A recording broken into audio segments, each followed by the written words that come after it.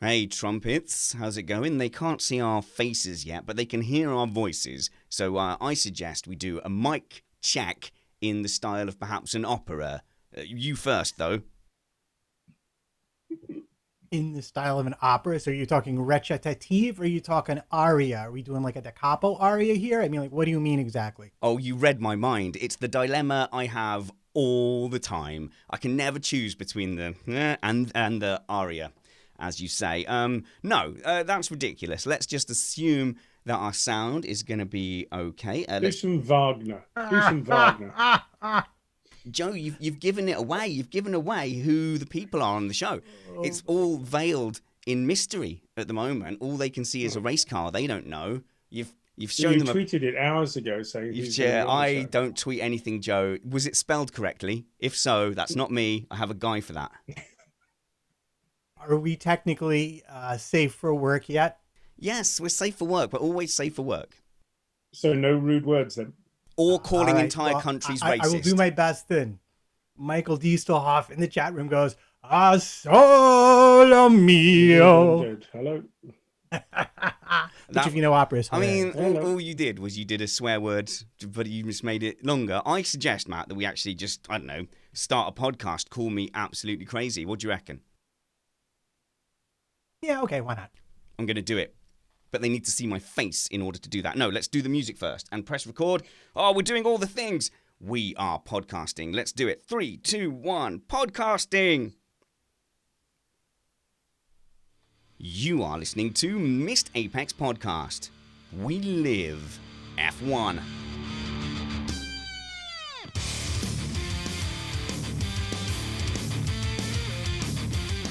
Welcome to Missed Apex Podcast. I'm your host, Richard Spanners Ready, and I'm joined by the spanking gorgeous Matt Trumpets. How's it going, my friend?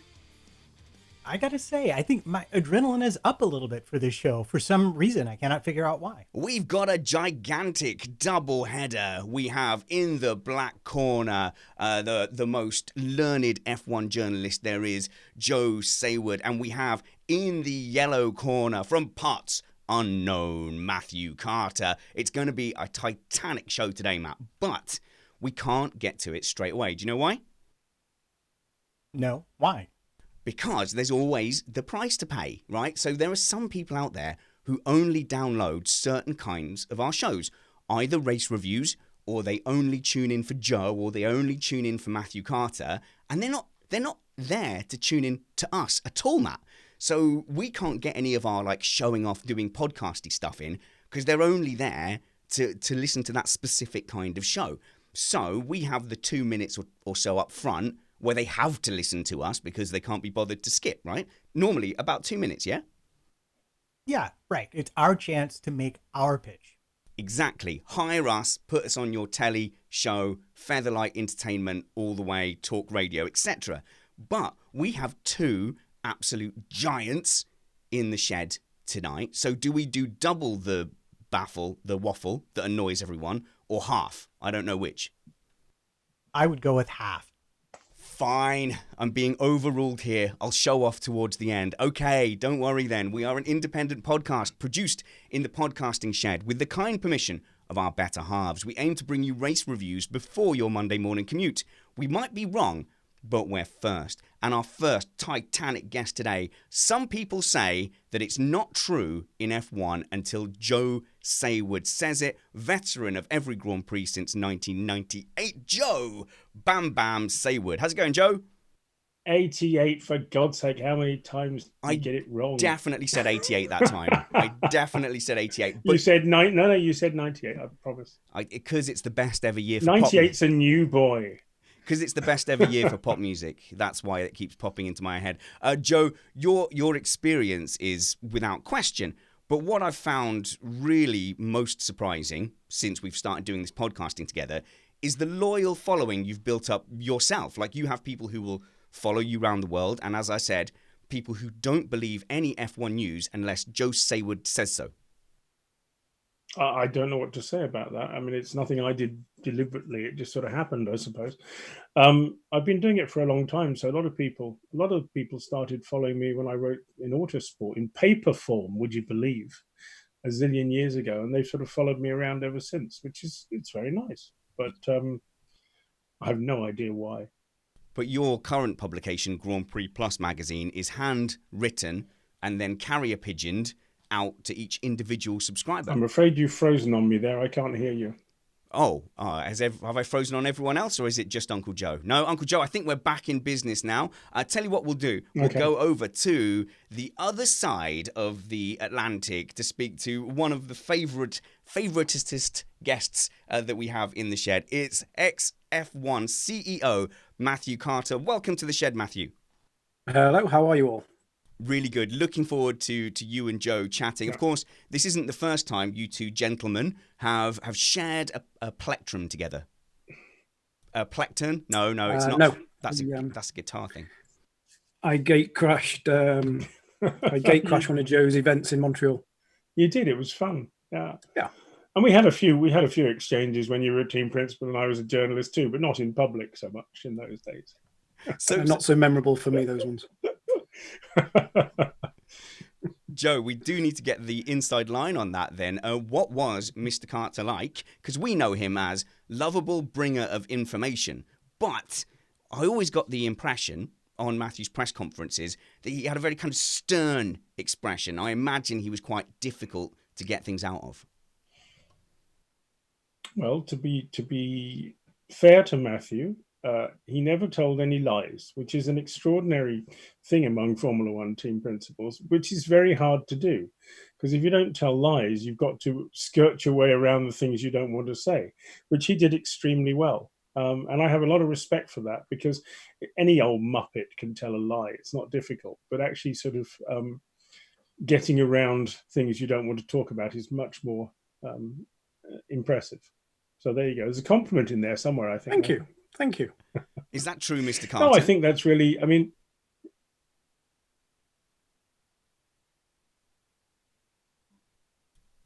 Is that true, Mr. Carter? Did you really tell no lies? I think Uncle Joe may have frozen on us there.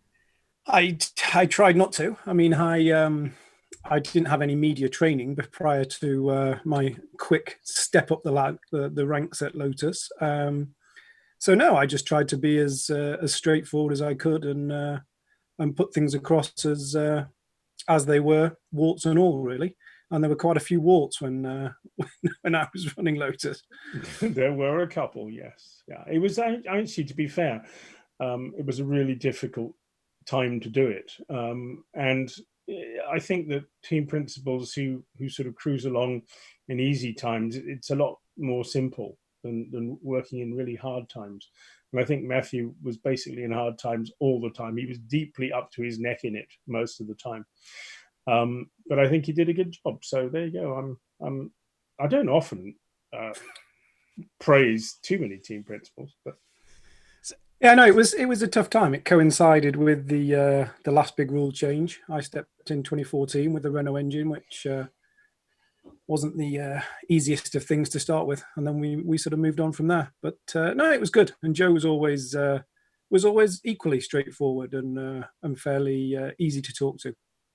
Now, that's the thing that seems to have really kind of set you apart from other F1 journalists, Joe, is your relationship with the team bosses. Like, how nice do you have to be to them? Obviously, you want to ask the hard questions, but at some point, if you're like super rude, they say, don't come to the motorhome, don't talk to us anymore. No, it depends what you do. It's all about building relationships. I have relationships with a number of team principals that you would not believe, because they're just downright rude. And Toto and I are completely rude to each other all the time, but that is in itself a realization that we get on. The fact in England, when Toto first became a team principal of a British racing team, my GP Plus colleague and I, David Tremaine, took him to one side one day and said, listen, there's something you need to know about the English. And he said, what's that? I said, when they're nice to you, watch out. If they're rude to you, it means they like you. Okay, and he went, what do you mean? And I said, you're a beep. And he went, so if I call you a beep, I'm doing the bleeps for you here, then we get on fine. Yes, we get on fine. Anyway, about 10 days later, Susie came rushing up to me in a paddock somewhere and said, "What have you done to my husband?"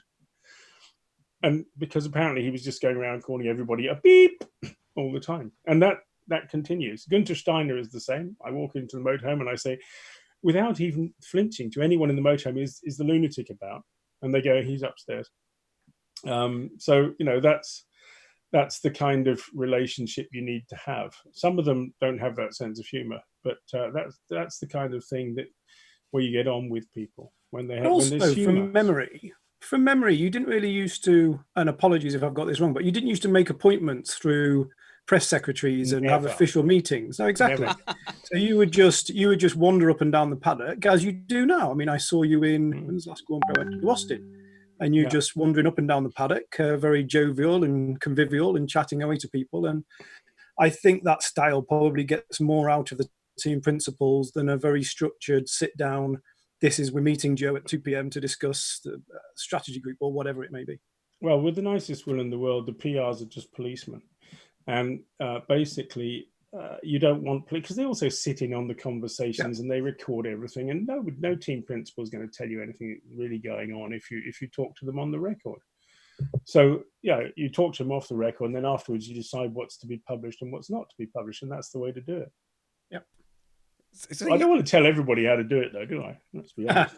Well, it's interesting, Joe, because I was speaking to another journalist, a much more junior than you, starting out on their career, and they were saying about these appointments and how awkward they can be and very kind of sterile as well, and the heart's not kind of in it. But if you're catching people between a meeting or when they're wandering around with a bit of downtime, you can catch them in a more guarded, natural moment instead of, right, this is your job now to talk to me. Yeah, there is a problem with that if you're a youngster, and this is where I have an advantage which isn't fair, because if you're new on the scene in Formula One, to get anyone to actually stop and talk to you if they don't know you is really hard, and I'd hate to be a new boy now because it's a really tough thing to do.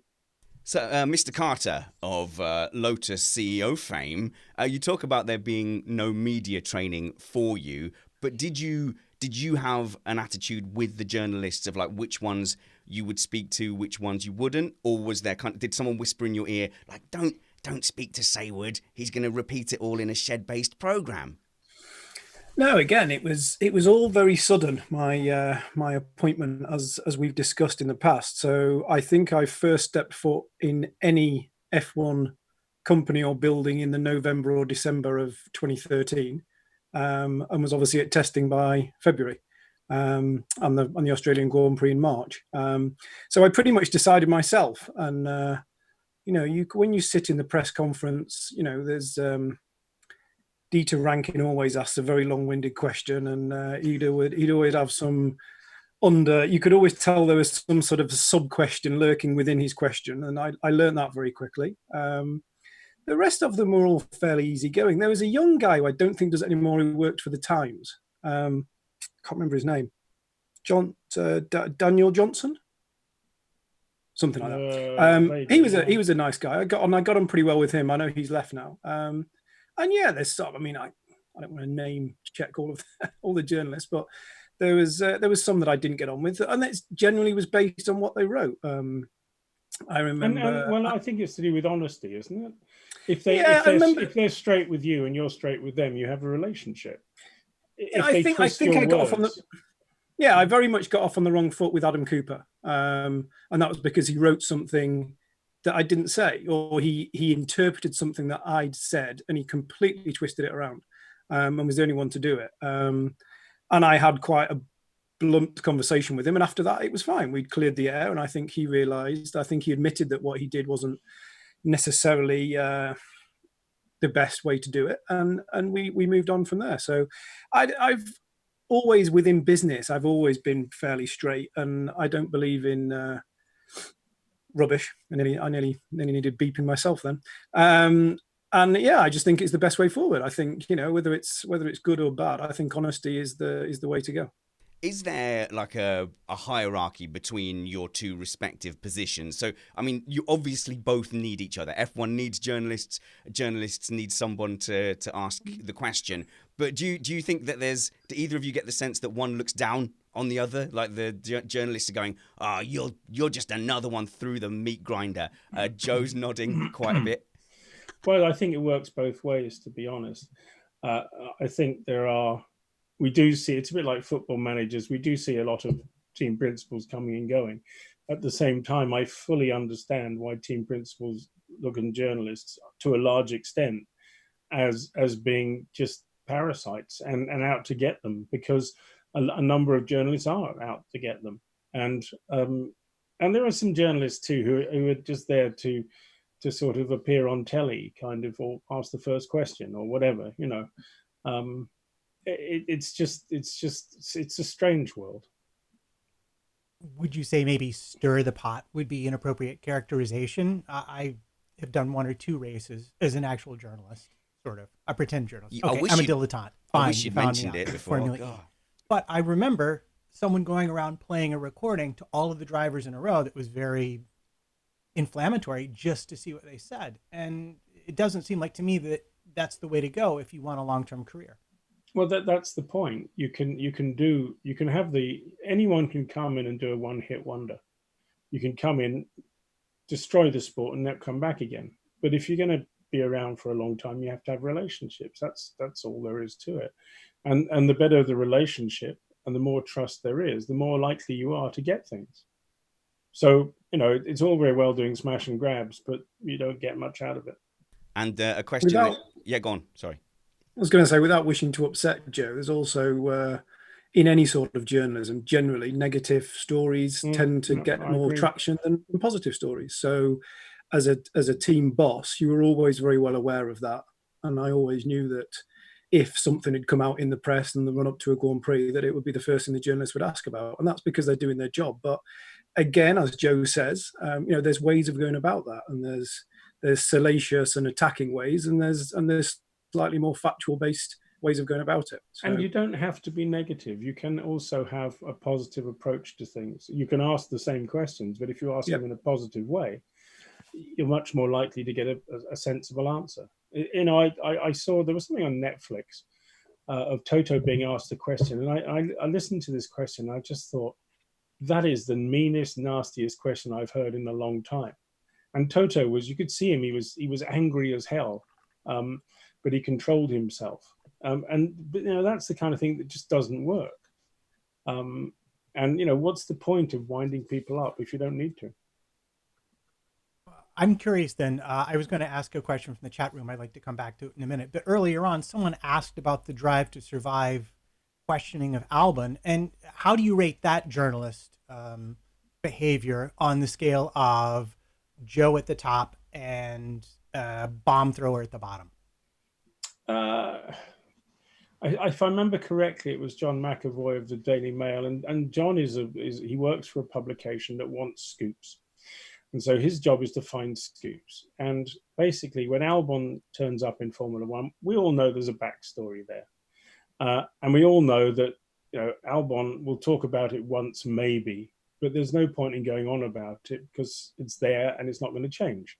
So just the viewers kind of get over it. And I think that the Mail wanted what the Mail wanted, and John tried to get it, and it didn't work. So Albon is a proper guy, proper operator. He wasn't actually. It was the PR man who was sort of shutting it down, wasn't it? If I remember correctly. Matt, what was your other question from the chat room? And I'll just do my little bit where I say, if you want to join us live for these shows, go on to YouTube and search for Missed Apex Podcast. You can bring it up on your phone, and you can have us at the top in the video, and then you can chat along the bottom, like Michael, Bataves, Rotti, Josh, Udia, Keith, Bernie, Ecclestone, probably not the real one, Rotti Sheep, Christopher, and Mark. Hello, guys. Welcome to the chat room. Be sure to like and subscribe. Matt, what was the question that came up earlier?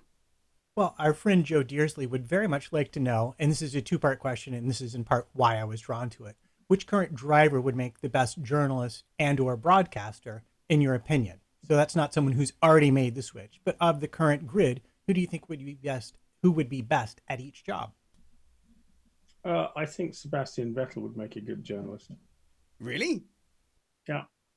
Sebastian Vettel is very smart. People underestimate him.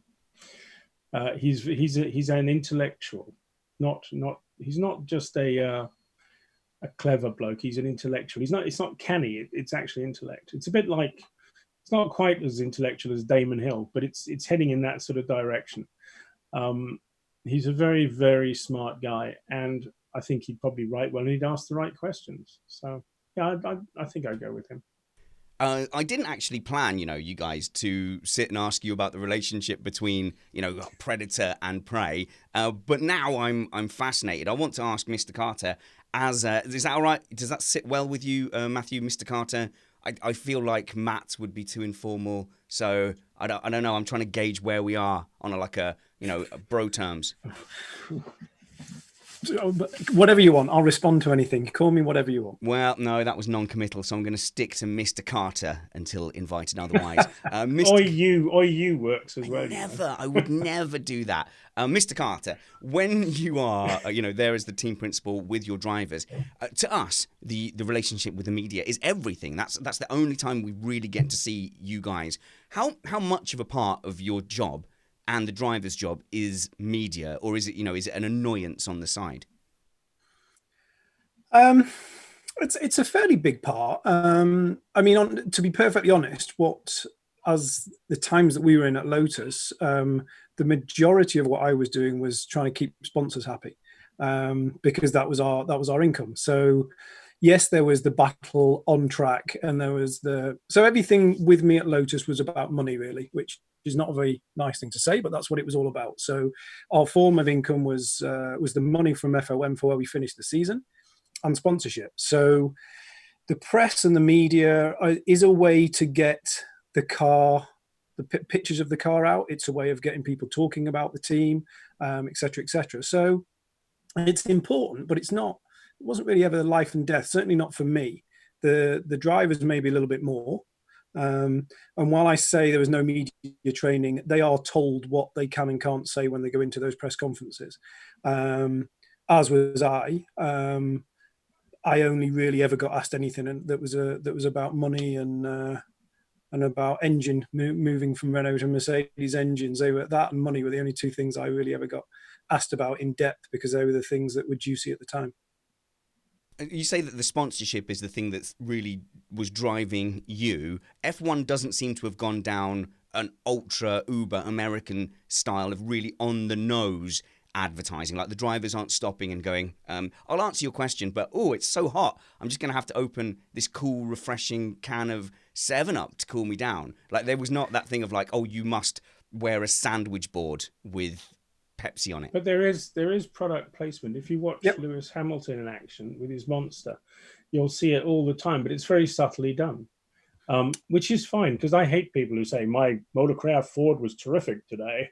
I just want to go.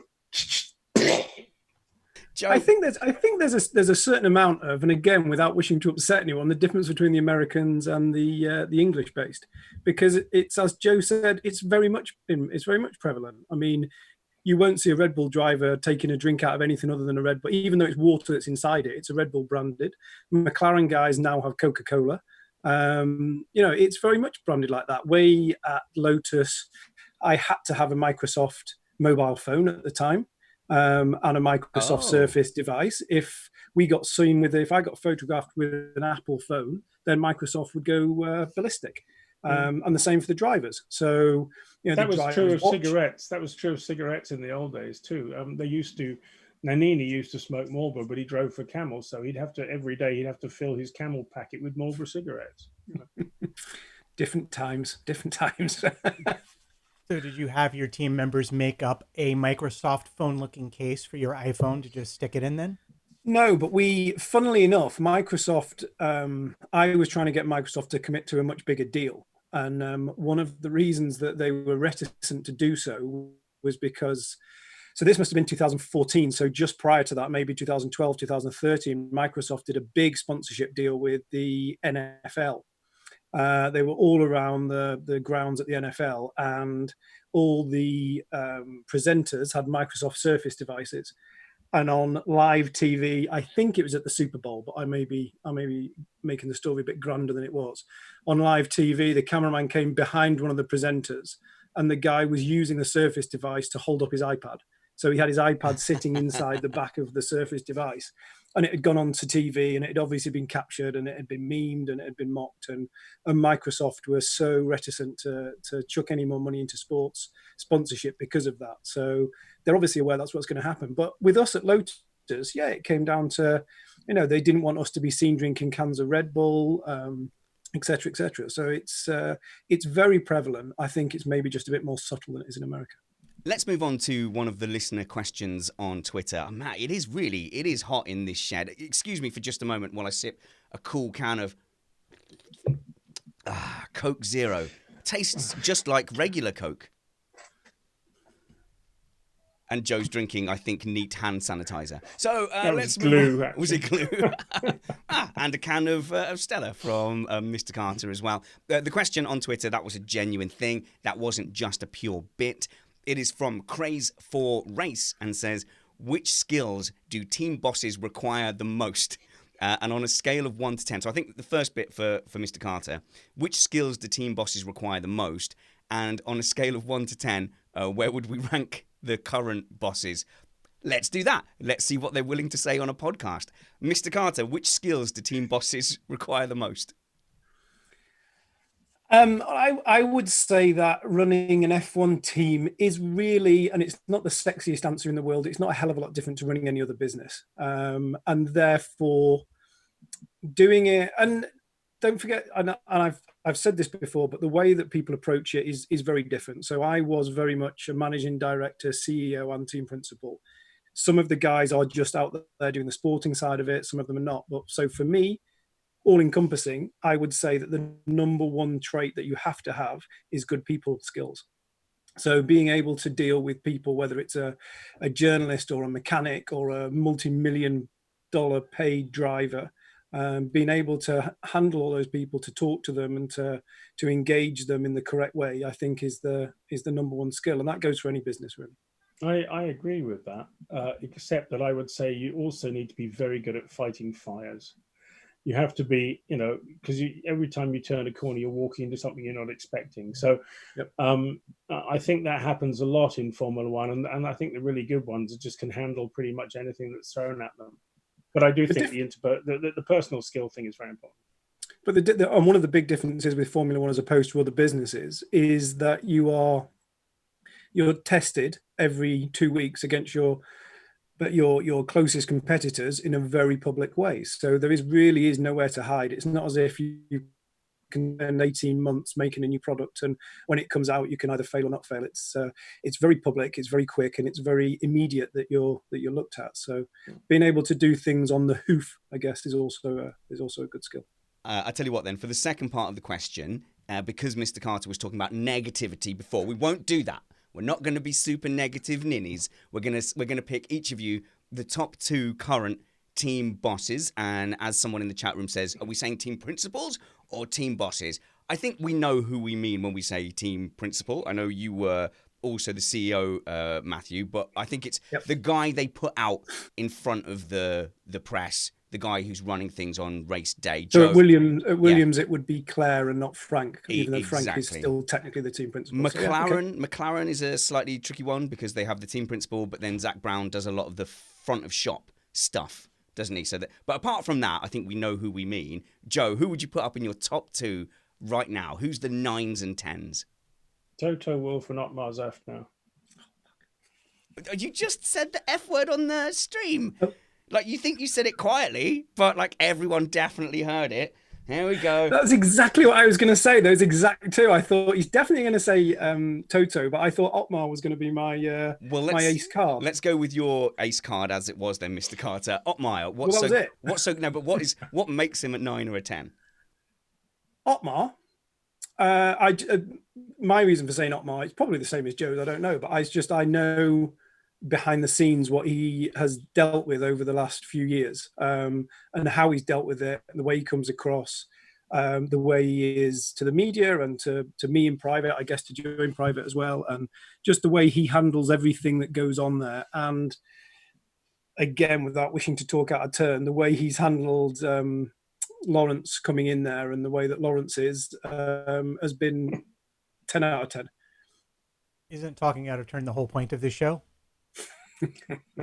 Well, normally, Okay, so Lawrence Stroll is very hard to work for and with, and I think that Otmar is doing an amazing job I think of managing expectations. I think they've had one or two tense moments between them, but I think Otmar's he's just a very, very good all-rounder, great interpersonal skills, and he knows what he's doing. You know, some of them have no clue what they're doing, so they tend to be sort of swimming, trying to stay on the surface, and it kind of comes across that way.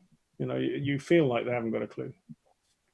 So I know with Stroll coming in, we saw Bob Fernley go. But up until that point, how big a role did Bob play in the former Force India? Was he just limited to a specific role and it was mainly the Otmar show? Or was it more of a partnership? It changed as it went along because Bob was basically the man who translated VJ into real world conversation, whereas Otmar was running the racing team. And as it got more and more extreme, Bob got more important in as much as he had to explain what was going on. And clearly he wasn't in line all the time with what VJ was saying and doing, whereas Otmar was just fighting fires and keeping the whole thing alive. So they were working alongside one another, doing different jobs. But you know, at the end of the day, once VJ was gone, Bob's role sort of evaporated in a way. Yeah, and I think Otmar very much is, when you understand and you see the business behind, then Otmar is very much more a hands-on person who was doing the job. You know, Bob was much more of a in front of the TV cameras kind of guy. I know Otmar was the one that was there early morning and stayed till late and knew what was going on, knew the names of the team, etc., etc., etc. All the things that, you know, the personnel skills, as I said earlier, the things that really matter. You know, with the best will in the world, I don't think Bob would have been able to walk into the garage and talk to all the mechanics. So can't let your earlier comment slide, really, Mr. Carter. Why is Stroll the worst person in the world to work with? I believe that's what you said. I didn't say the worst person in the world. He didn't say the worst person Are these in the headphones world. working? I think that's what I heard. What's the? Put it this way then. What's the possible conflict points that could be happening between Mr. Schaffnauer and Mr. Stroll? There's probably some element of the person sitting behind the steering wheel that they don't necessarily 100% agree on. There is.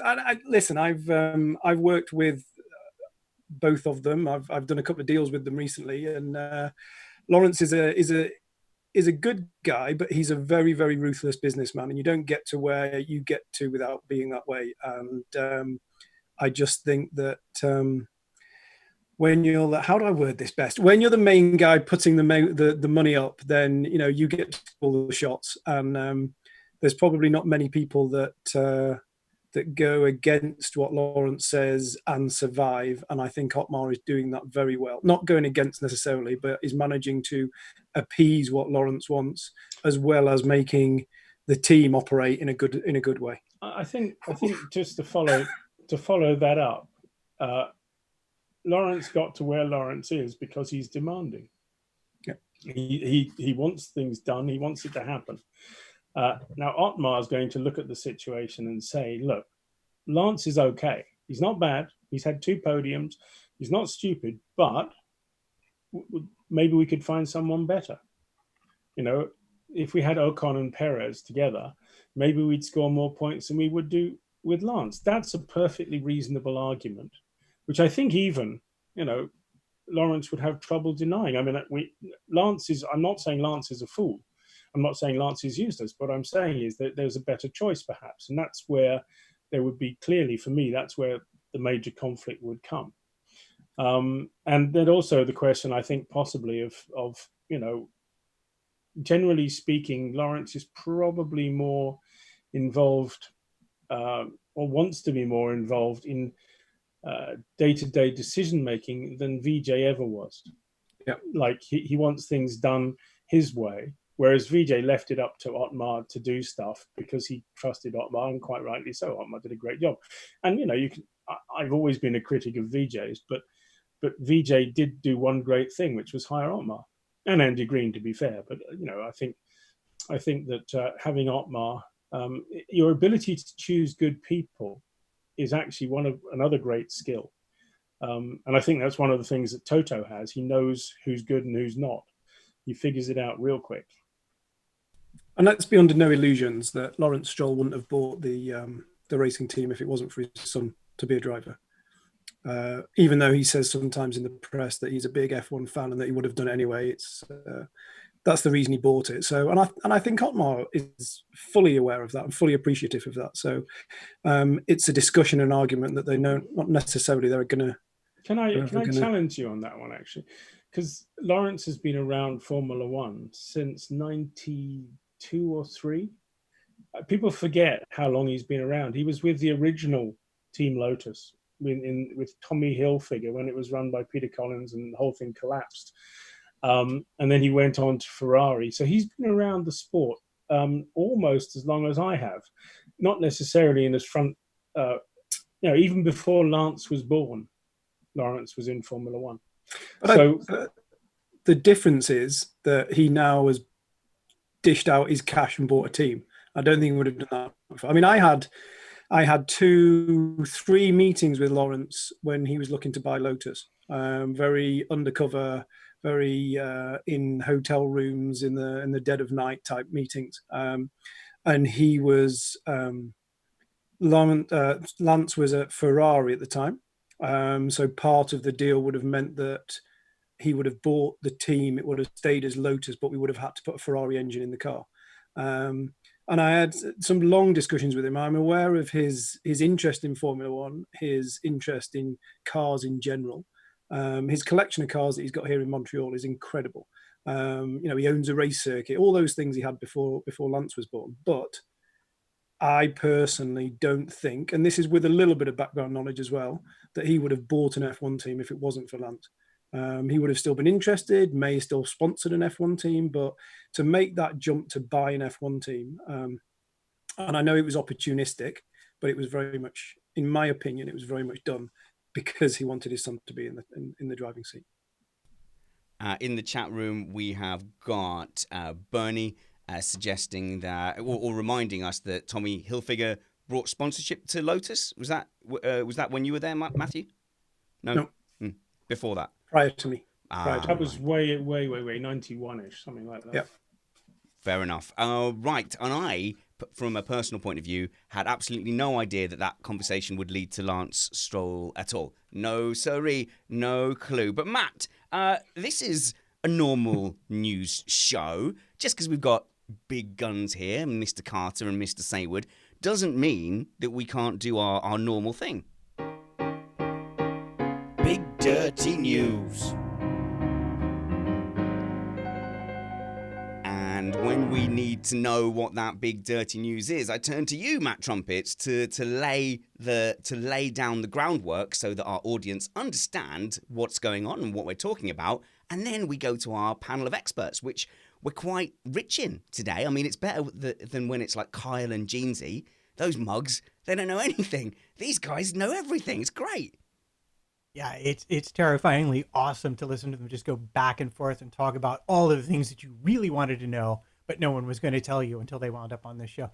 And I have to say, we're in for some real luck, because up until just a day or two ago, I was going to have to ask about the Concord Agreement that I found online and quiz Joe about pages 97 to 103 from the 1998 Concord Agreement. Well, that sounds thrilling. But happily for us, Toto Wolff went and spent some money, bought a stake in Aston Martin for the small sum of $43 million, which didn't seem small to me.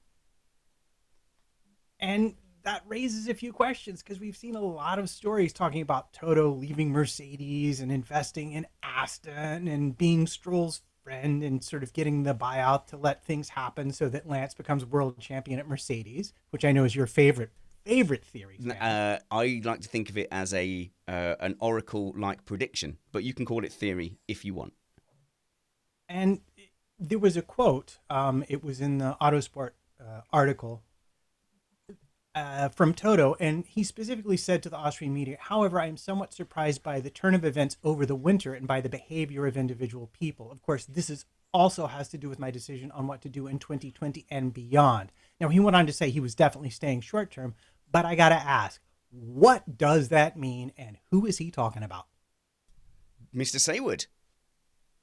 Well, I haven't heard that, so I don't know. There's always been a lot of rumors about him and Ola Kalenius not getting on very well.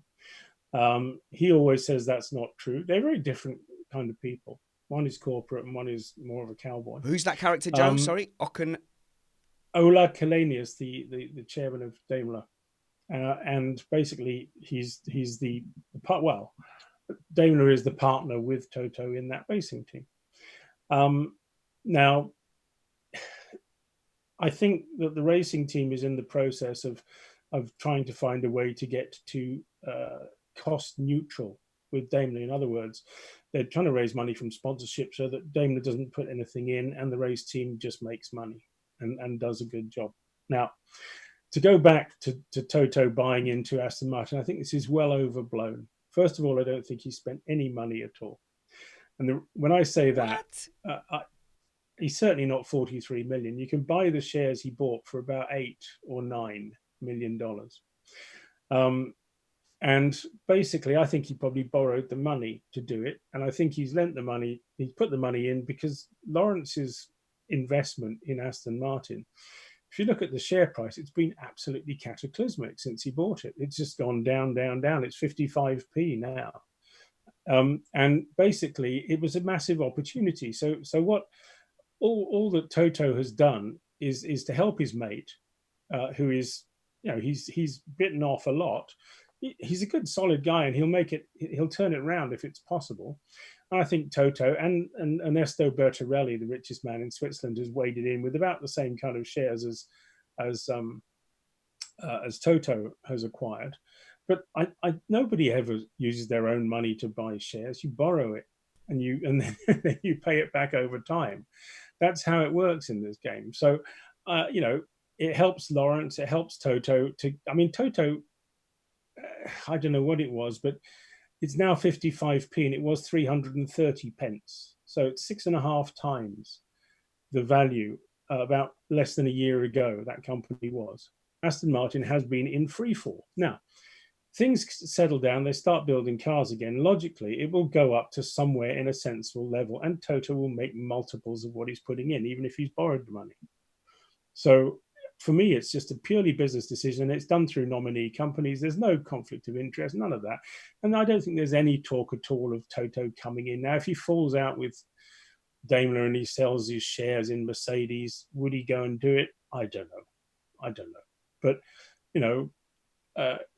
there is an argument that says, well, what else can Toto achieve with Mercedes? The answer is he can go on breaking records. He might think to himself, well, I can do it again with another racing team. Good for me. I'll look really clever then. But it's a hell of a job. That never works. He's done, and to do it again is going to be really tough. But I don't know what Matthew thinks, but that's my view of the Aston Martin thing. So. Well, I'm glad Mr. Carter's going to weigh in, because I know nothing about what you've just said with share prices and investments. But Mr. Carter, you're fantastically wealthy. Is it true you never spend any of your own money, and that's why you live on your own estate? Not entirely. But Toto is Toto's a very, very clever guy. I really got on well with Toto when obviously when we switched from Renault to Mercedes, there was lots and lots of meetings and discussions, and he's a really good guy. But what you have to remember about Toto is that his route, although he is a racer through and through, his route to where he got to came through the business world. He's an investor. He's not technically a venture capitalist, but he's not far off. He's got a history of investing in technology companies. He obviously has also got a track record of having shares in other F1 teams, because he had his shares in Williams for a long, long time. And that was how he sort of ended up coming to the forefront of Formula One, through investing from a business point of view into Williams, because he believed it was a good thing to do. And then he took Williams public, made an awful lot of money, and then he moved from there into Mercedes. So he has a track record of investing in businesses. As Joe rightly says, there's an opportunity potentially, depending on how you think this pandemic is going to play out, when we're going to come out the other side of it, and what the world's going to look like when we come out the other side of it. Maybe everyone will realize that they don't need a car, though. Everyone can stay at home, so cars, nobody will buy a new car. But anyway, I think he's looked at it as an opportunity. And as Joe said, it's done completely openly. My personal opinion, and I said this, I think, on our last discussion, is that Toto won't run Aston Martin. If you really wanted to pin me down to an opinion, the most likely thing for Toto to do would be to take a period out of the sport, which he's going to have to do, and then come back and run Liberty, because I think he's the best person to do that. And I think he realizes that. And I think if Liberty have got their heads screwed on, they realize that as well. But I think, and Joe will be able to answer this, they did pass does he have to be 2 years that he wasn't, they call it the Toto Wolff clause, don't they? There is a Toto Wolff clause. I think it's 3 years, but I'm not sure. I'm not sure it's actually written down as fact as yet, but it's basically there in an agreement, which is somebody who has served as an immediate team principal within the last X, and it's either 2 or 3.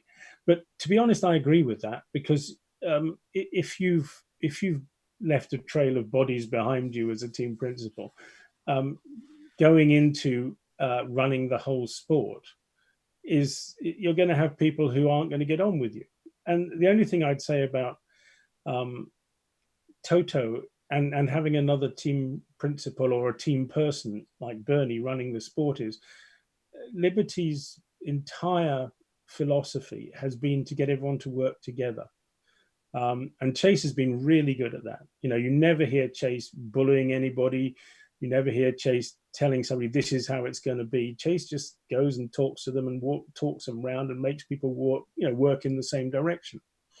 And I think that Toto would be less of a diplomat and perhaps more Bernie-like. And I'm not sure. I'm not sure I agree that he's necessarily the best. He's certainly the best of the people in Formula One who know about Formula One, but it might be a better to have an entertainment industry person who has different perspectives, because I think sometimes Formula One gets lost in its own fundament, looking at things from far too close up and not looking at the big picture, like the target audience for Formula One should be 35-year-old women. Because they bring kids, they bring the future. Right, I have no idea where to go with that. So instead, I'm going to uncomfortably segue onto our next question, but not before I sit and have a quick personal and private chat with Joe Saward. Joe, I thought we were going to come on here today to advertise your virtual audiences with Joe Saward, the first of which we ran last week, and the second of which is on this Friday, where we had a very interesting Zoom call with a few dozen people, each asking you questions, where you are very different to how you are on the podcast. Obviously not quite the same as a live closed off room, but certainly a lot more candid. It was a great success, and I can't advertise it because you've sold out the second one immediately.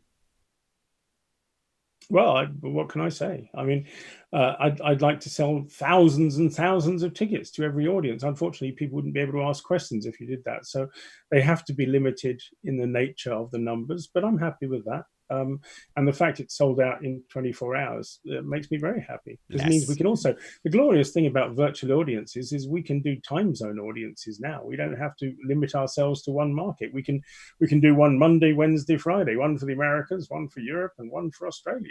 With the kind permission of our better halves. But yes, I have had Well, there is that too, yeah. I did have some Australians asking if we could do an Australian-friendly time zone one, and I'm in fear. I think that means getting up very early for their evening time. But I'm sure I can rub the sleep out of my eyes and do that. So look out on Joe's website or Joe's blog. Search for Joe Blogs F1, which is where Joe will announce the next one. And I think, Joe, you will agree that my running and moderation of that event was a hassle-free experience and a great way for you to connect with your audience for a reasonable cut of the entrance fee. And I'm sure you would join me in recommending me to other people who'd want that service.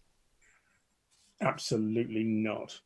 No, No, it was very good, Spanis. It was very well done, and you did all the technical stuff. And yes, absolutely. So I recommend you highly, Matthew. If you want to start doing virtual audiences, get lost. It's my turf. Actually, I do have people. There are people. Peter Nygaard, who's a photographer of Grand Prix Plus, who is Danish, and now has audiences left, right, and centre, having nicked the idea from me. But fortunately, he does it only for the Danish market. But he's touring Denmark. I mean, it's extraordinary. I have to say, the one that we did here in Montreal was good fun. There's some trepidation before I wandered along, but it was very enjoyable. It's certainly a different Joe Saward that shows up at those than we normally see. Yeah, Joe Saward does impersonations as well in audiences. I mean, most of the Zoom call was just Joe doing impressions, song and dance. There was the bowler hat thing where he spins it on his arm and puts it on his head. But no, it was lovely, and everybody. There was such good feedback. Trumpets, you were sat in on it, and people really did say, it felt like an intimate video call, and they would come back and do it again. Yeah, for myself, I had no idea that Joe was that flexible. I mean, it was just astonishing. Yeah, I know. I didn't even see the ping pongs. I didn't see the ping pong balls I'm not that coming. flexible. I know I've been gardening a lot, but steady on. But anyway, the important takeaway is that if you need those services, richardreddy.com. My rates are really super reasonable. I don't know if you can hear me, but I've frozen up. So no, Joe, I was advertising my thing so I can eat food. You've frozen up and complained about it, and Carter's pouring yet more booze. It's only like 11 a.m. where you are, Mr. Carter. Shameless plugging. Shameless. It's a Sunday. He's allowed to have a drink. richardreddy.com. Yeah, nearly 4 o'clock. I didn't even get a chance to talk about my podcasting services that I offer. You'll just have to go to the site to check it out. Nick Spriggs in our Patreon Slack group says, do your esteemed panel, he didn't say that, I'm bigging them up, do the esteemed panel know how far along preparations got in Vietnam? I was never quite convinced, says Nick Spriggs, that the track would actually be ready for its date, and wondered if Chase Carey was actually there instead of in Melbourne to figure out if they could run the race regardless. I guess, Joe, my question is, because I know Mr. Carter has dealings from the track side. You have an intimate knowledge of it from the FIA side. So I want to talk about the relationship and how it's changed between the different regimes, between track and F1. But firstly, Vietnam, how far along did they get? Could they have run a race? Yes, no question about it. The problem that was going on there was just the coronavirus thing. And to be honest, I didn't ever book anything to go to Vietnam,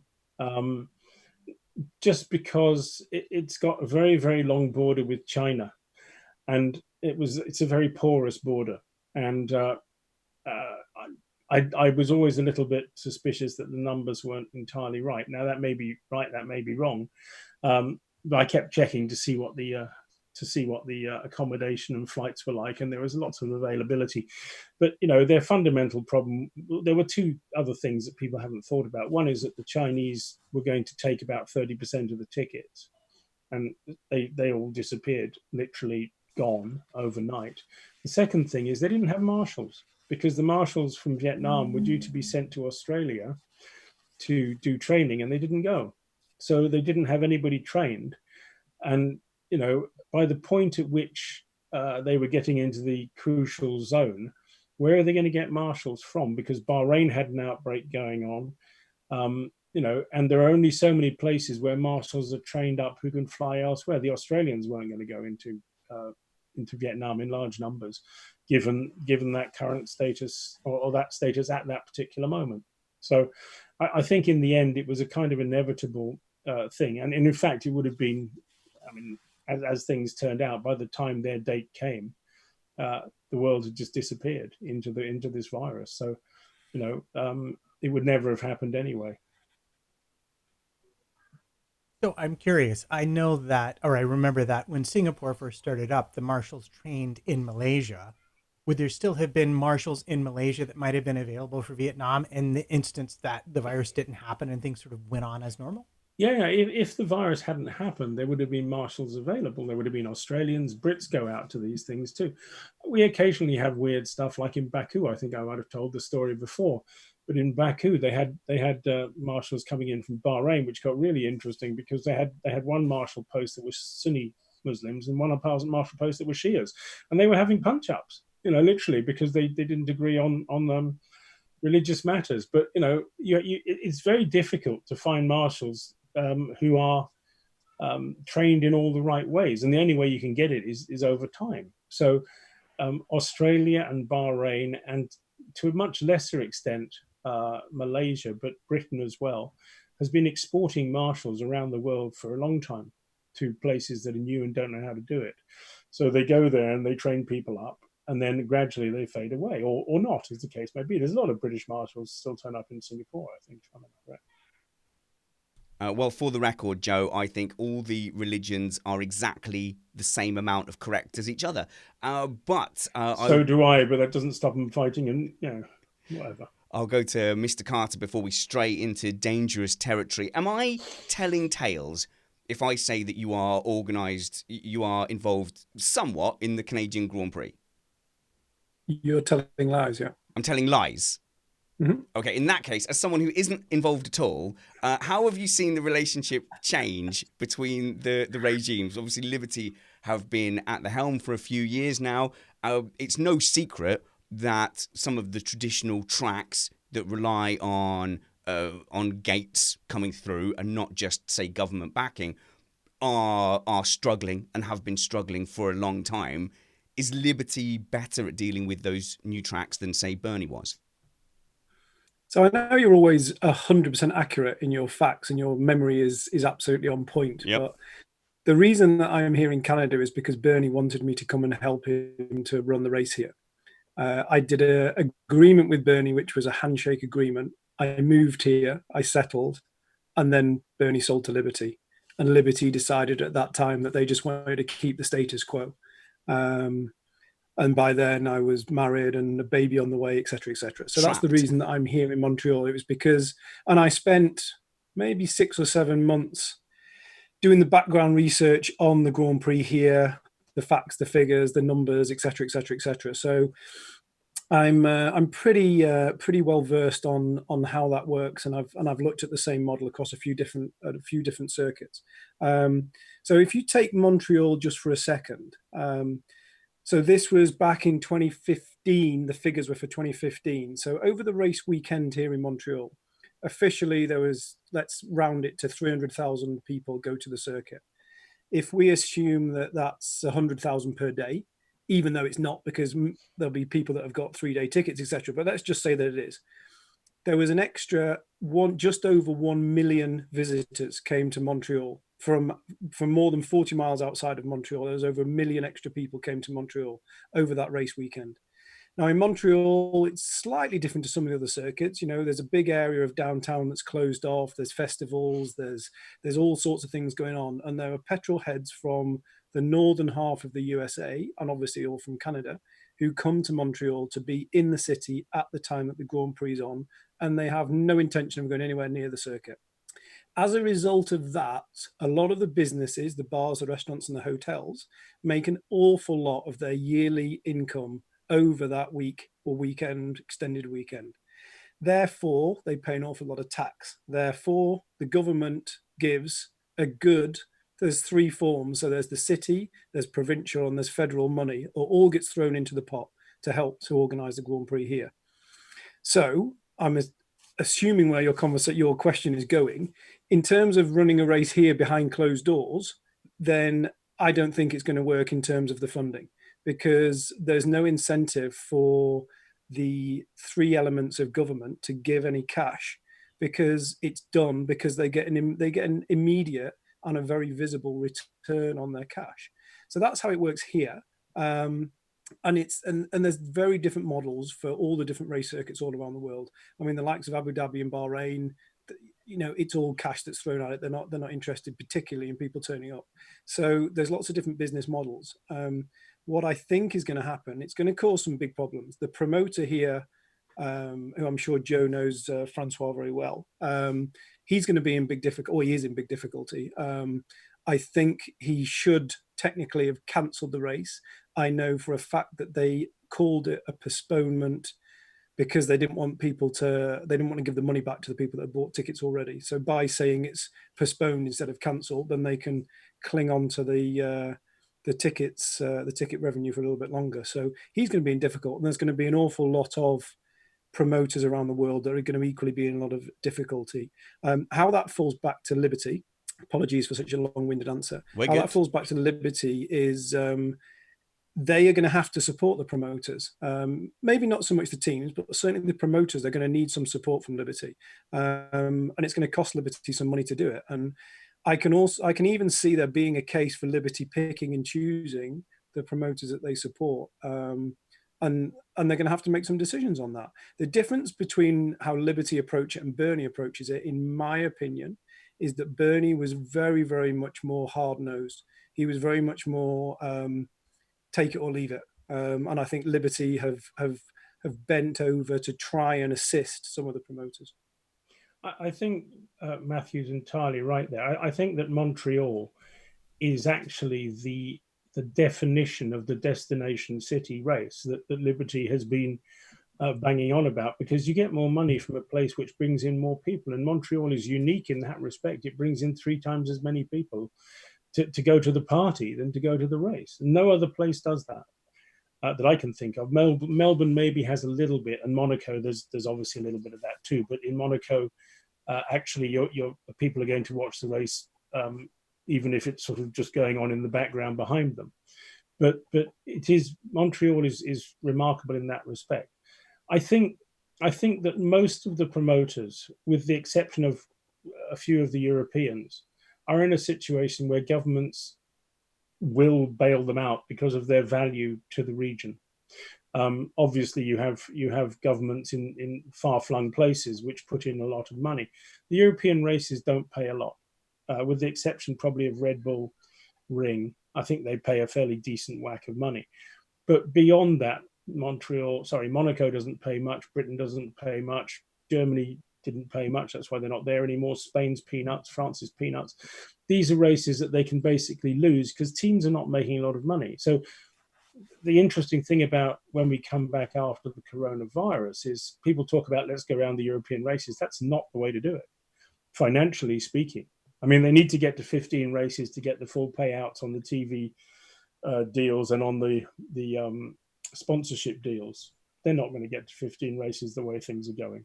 So we're looking at a situation where they're going to take a percentage, because each contract's going to have a clause in it saying you've got to have 15 races for us to pay the full whack, 15 or equivalent number. But basically, I think it's 15.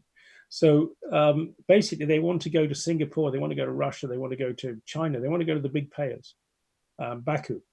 And now that's where it gets difficult, because you have to transport everything around the world. And there's a whole bunch of different problems with that, not least the fact that there's a huge run on freight planes at the moment. There aren't enough freight planes flying in the world. You can't get medical supplies around. So they can't waste freight planes on Formula One. And that's going to go on for a while yet. So, I think the idea of just sort of popping around Europe and Liberty paying for it all just doesn't make any sense to me. Is it true that I know so the 15 races for sponsorship is something that I've heard bandied around, and I think I mentioned this in our last discussion.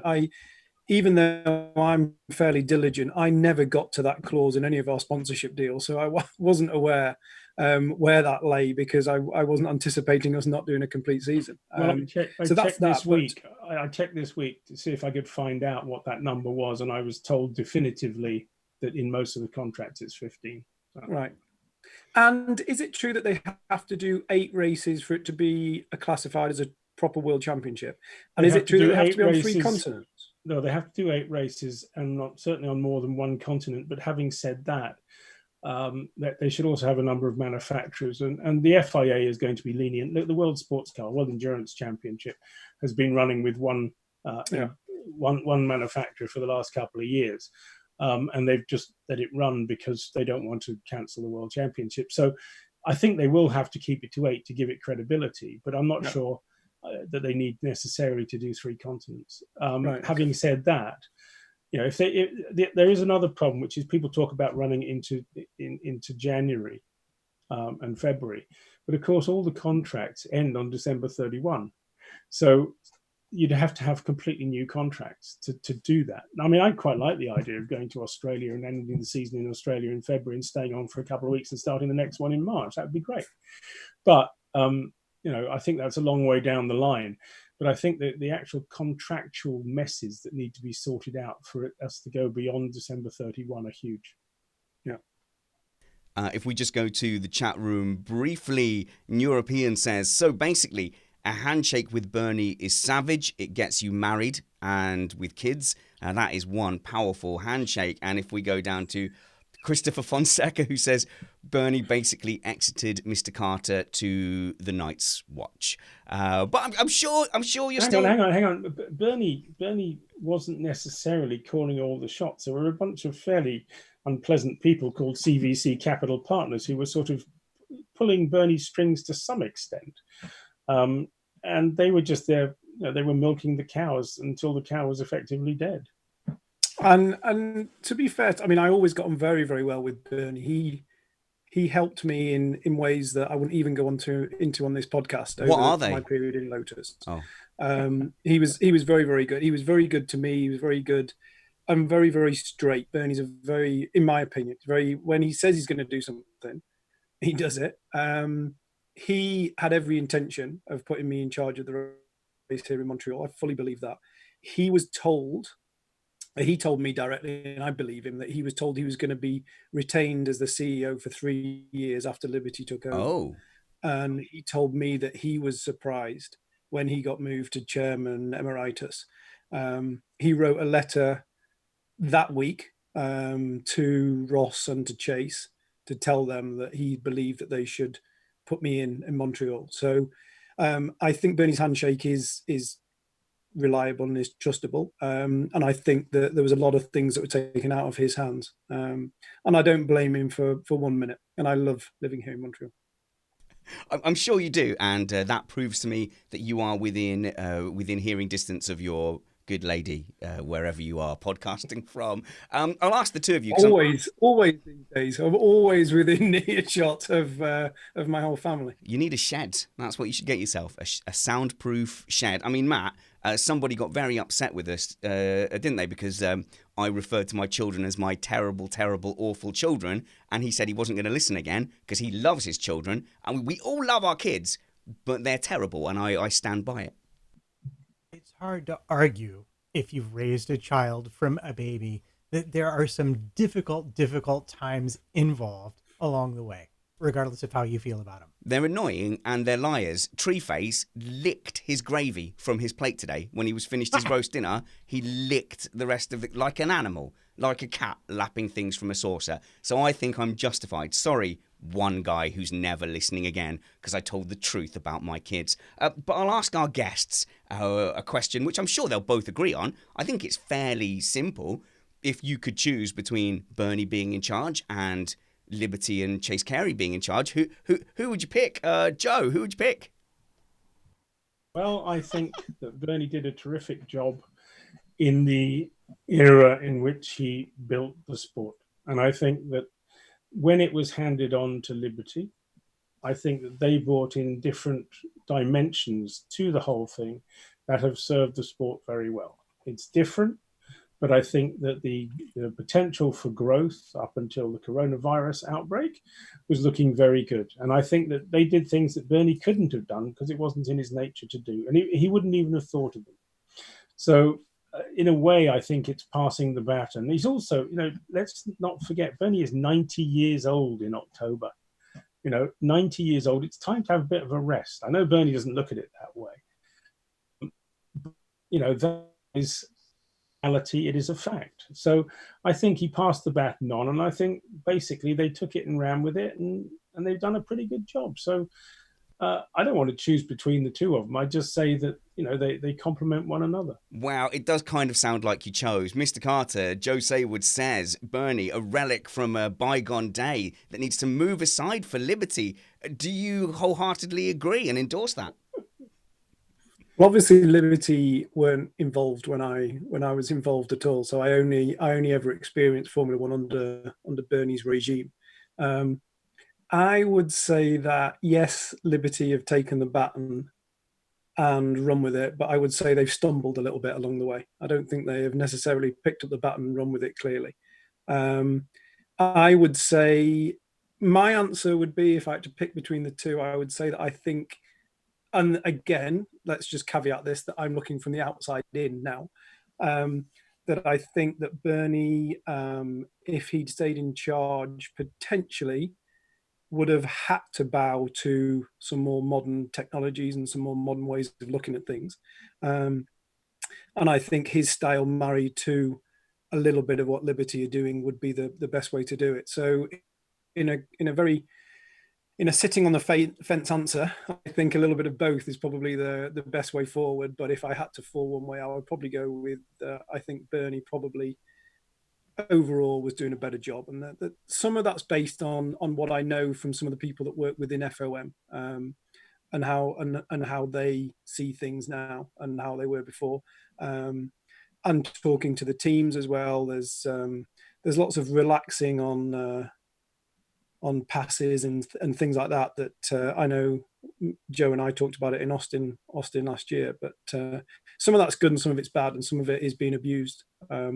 And I think that Liberty are doing some things right and some things wrong, but that was always going to happen. Well, there you go, Joe. Mr. Carter's answer is Liberty have failed to hold the baton and run with it, and we should bring back the old regime. I'm being facetious, of course, but I am curious. What are these things about taking liberties with access?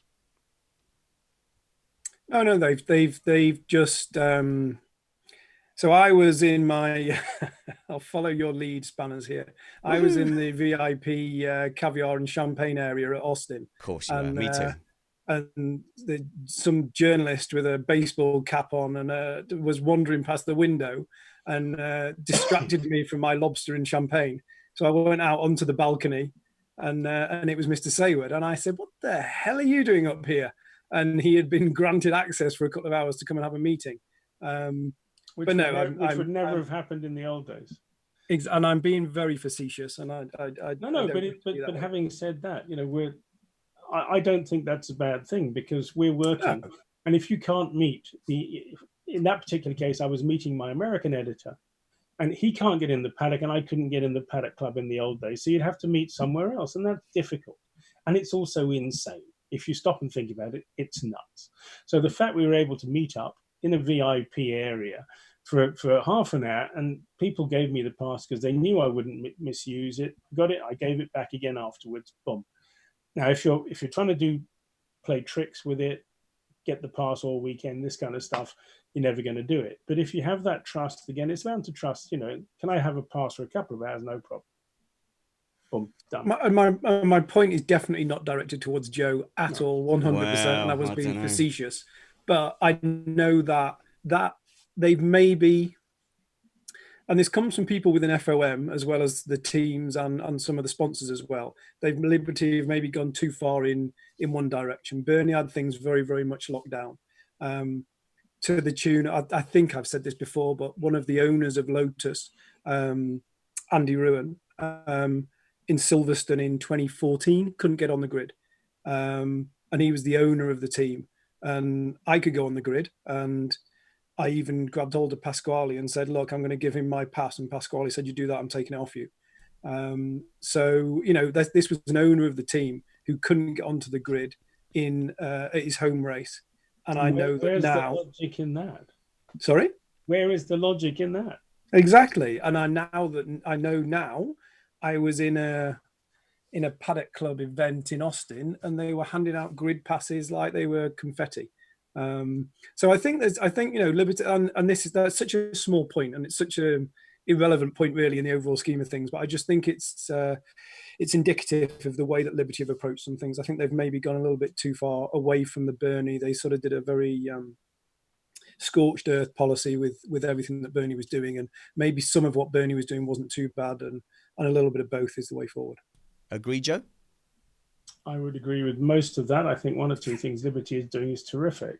Yeah. Like getting rid of some of the races that Bernie left them as poison pills. Which ones? Well, Brazil. Yeah. Brazil is a classic poison pill. They get no money out of it at all. Costs them a fortune to go there, and basically they got screwed. So, and who's Bernie's wife again? Brazilian, I think. Works for Mr. Was she not the lawyer for the Brazilian Grand Prix? Something like that, yes. Oh, yeah. Wow. A lot of reading between the lines to be done here on Missed Apex podcast. Guys, firstly, I'd love to say, thank you so much for your time and agreeing to do this. If you've got time, we have a few lighter listener questions if you're game. I'm good. Yeah. I mean, I'm asking you that live on the stream. So what are you going to do? You're going to say, "No, I want to bin this off. I hate doing this." Bedtime. It's bedtime. It is. It's late for you in France, and it's only just drink o'clock in Canada. Matt, I suppose I should arbitrarily check with you if you're okay to stick with it, or would you need to go and play trumpet or take pictures of a trumpet and post it on Instagram? Well, I have the busiest social calendar these days, but I suppose I could make an exception because the company is exceptional.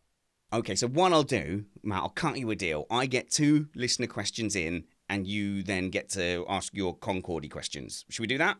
And since Sure, why not? I decided quite early on that these 2 were going to be sweary and litigious, I made the decision not to edit anything. The video editor is not happy at all with anyone who was a part of this production because he's going to have to slice and dice this thing to fend off the YouTube lawyers. However, I'll go for my lighter ones. Joe, you travel around in Europe. This is from Just a Bloke in our Patreon Slack group. When you're driving around in your, I believe it's a brand new Lexus, 12-litre gas guzzler, what do you listen to? What's your favourite band while you're driving around the European circuit? You've got a Prius, haven't you, Joe? I do have with about 1 million miles on it. 330,000 kilometers.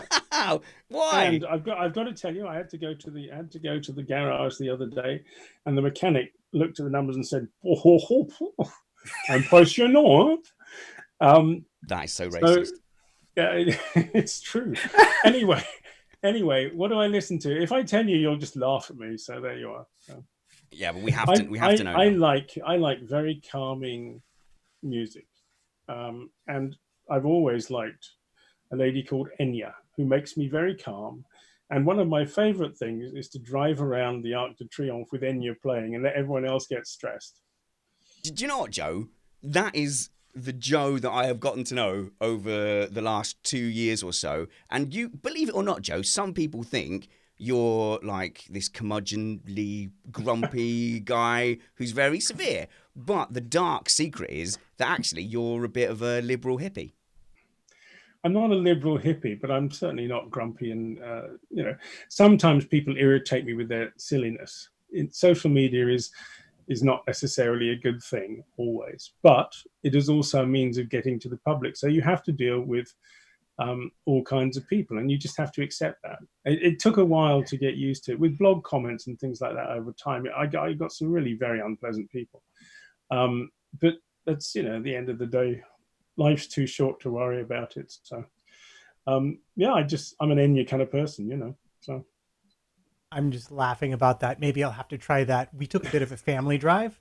I mean, understand, we've been at home for weeks and weeks, and my wife was like, can we please go somewhere and see some different scenery? So we packed up the car, got in the car. I was on the road 3.5 minutes and found myself yelling at somebody in the completely trafficless streets of New York for just being an idiot in the way they were driving. So Enya it is. I'll try that next time, I promise. Okay, and anyone who judges Matt as a New Yorker for yelling at anyone, that is culturally insensitive. That is what their people do. And I have to say, Joe, just as an aside, I did take some inspiration from the way you handle your comments and your social media, because believe it or not, some people say quite rude things at me sometimes as well. And we share a common kind of ban hammer policy. Someone in the chat room here said that you banned them simply for disagreeing. I think you tend to block people who come at depends you. if they disagreed rudely. If you disagree rudely, you get blocked. Why the hell, what right do you have to be rude about an opinion? I don't care if you disagree with me, fine. I'll happily have a discussion with you, fine. But if you say, Joe, you're a bleep, well, I don't want to talk to you. End of story. Goodbye. Well, there So you go. if you want to get back in, apologize, and maybe, who knows? That was a chat room member. There you go. Email Joe. Do you want to give out your personal email on the show? No, I do not. His phone number is you can Twitter. 03. No, okay, yeah. Tweet him with an apology. I'll highlight it. I'll pass it on. And Mark Greenhow is defending you in the chat, saying you do get a lot of rubbish on your social media. Matthew Carter, you chicken out of social media. I reckon you'd have quite a big following if you were to go onto Twitter. Also, let's pass that question on to you. What is your favourite driving music? I imagine that in all things you're a very serious man and that you simply stare stoically at the task at hand, and music would be a frivolous distraction. To be totally honest, I generally listen to podcasts when I'm driving. I don't listen to music. Facts and information. I knew it. I knew that. Definitely. Matthew, let's ask you a business question then, because you're far too serious a man for me to be asking you about your pop tastes. Peter Hume asks, Mr. Carter, the correct way to address you, what do you think F1 should be doing to help teams that are struggling financially now, if anything? The risk of losing F1 teams is real. Is it F1's job to wade in and help, or is it, well, if you can't survive, you can't survive? Well, the first thing is I don't see why the teams would be struggling just yet. There's in the future potentially, but the money that they get. So let's just rewind a little bit, as I said before. So basically, very simple business model. They have two forms of income. They get the money from sponsors and they get the money from FOM. The money from FOM is for last year. For large, it's for the TV. There's two pots. One's for the TV rights, and one's for the for where you finished in the championship last year. So those monies, as far as I'm aware, are still being paid. There's no reason that they're not being paid because they're from last year. So they've still got that income. The sponsorship deals have all been signed prior to the start of the season. That was why I asked a question of Joe about the number of races before sponsors can technically renege on their agreements. I don't think sponsors would renege. In my experience with them, I think they would probably, the worst case scenario, they would maybe pass things forward a year. But whatever that is, they're still getting paid by their sponsors, or they've been paid by their sponsors. So in this currently, where they are sitting currently, there's no difference, apart from the fact that they're not having to pay for travel, they're not having to pay for hotels, they're not having to pay for development, they're not having to build any new parts. So where they sit at the moment, and I think it is ridiculous that some of them are furloughing their staff. I don't agree with that at all. But let's not get political. Where they sit at the moment, I don't think that they should be experiencing any issues yet. Now, next year, if the prize money doesn't get paid out because there's no championship, then I can see that being an issue. I think that the furloughing thing is simply because the government's paying 80% of the salaries of, within reason, not the expensive people, but they're furloughing everybody they can get government money for, which saves money. So I agree with Matthew. There's no reason why anybody should be in trouble. The only ones I was worried about were Williams, and Mr. Latifi and HSBC have got together, and there's a financial package to keep them going. So as long as the man from Sauber doesn't get bored of paying, everyone should be fine. And as Matthew says, it's all done a year in advance. Sorry, a year behind, rather. So the real problem comes next year, and we'll just have to see how much money can come from the races this year, if any. I mean, I don't know. I'm not willing to sort of judge how many races there'll be this year, but I think we have to look at the possibility that there won't be any, which is kind of scary, actually. But also, don't forget, if there are no races, then the teams If we're talking specifically about the teams have got no expenses. So there's apart from the nothing, staff costs. Yeah, you've got a bunch of people being paid to do nothing. So exactly, but they would have had that anyway, and they've had the income to cover that. So this is the bit that it annoys me a little bit, even with the Premier League football teams as well. It really annoys me that they're taking the government money, which, it's not free cash. The money's got to go back. In some way, shape, or form, this money's got to be paid back. So it annoys me, and knowing a little bit about the way that an F1 team works and the financial side of it. This is all we're talking about next year. We're talking about 2021 if any of these issues come to fruition. And it's much different for the promoters, don't get me wrong, and it's much different for Liberty, because in theory, the promoters are all about people attending the races. That is the model here in Montreal is government money and ticket sales. And if there are no large gatherings of people going forward, then suddenly that becomes a big issue. And Liberty, as I mentioned just previously, I think Liberty are going to have to help the promoters out. They're going to have to reach into their pocket and help out some of the promoters. Except that some of these promoters, the Grand Prix is largely a loss leader. And a lot of them actually make more money if they don't have a Grand Prix, because they don't have to spend the money. So there is, for example, the British Grand Prix could happily run, making money for years to come, but they have to pour everything back into the Grand Prix. But they want the Grand Prix because of a status thing. So there is that side of it as well, which is an interesting point that you made earlier on about, without a Grand Prix, some of them will struggle. Actually, without a Grand Prix, some of them won't. It's the ones who have to build things that cost lots of money. Yep. The Monacos, the Melbournes, Canada too. Exactly. You have to invest a lot of money. And to be fair, Silverstone has to invest in grandstands and stuff. But the ones that have to invest large sums of money, like Australia, they're in big trouble, but the government will pay. But the government will get into trouble because they've paid out that money and got no money back.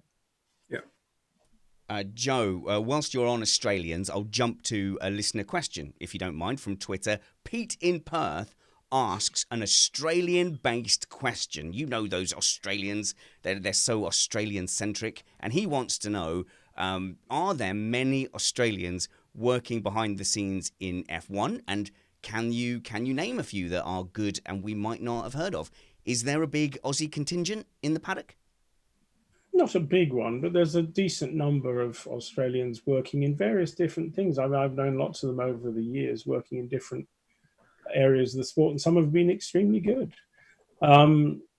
Quite often you'll find hospitality people who work there because they come over on the old European trip thing. And you can say barman. They're all barman. If they're all barman, just say it. Well, some of them are bar ladies. It's not racist if it's true. But there are lawyers and there are mechanics and there are marketing people. There's a lot of people from all over the world.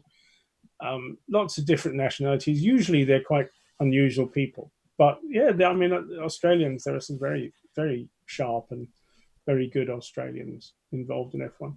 The takeaway from that is that you just said that all Australians are unusual people.